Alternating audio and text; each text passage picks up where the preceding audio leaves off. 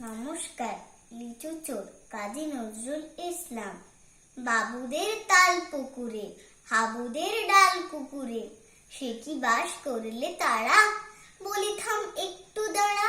পুকুরের ওই কাছে না লিচুর এক গাছ আছে না?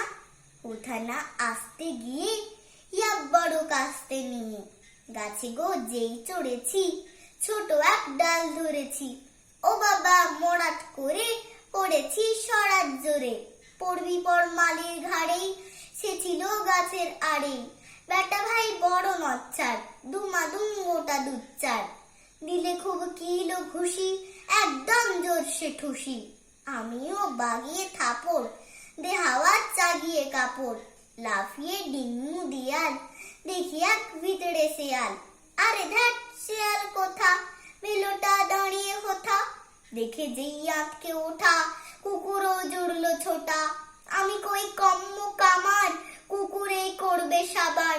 বাবা গো মা গো বলে পাঁচিরের ফোকল গলে ঢুকি গিয়ে বস্তের ঘরে, যেন প্রাণ আসলো ধরে।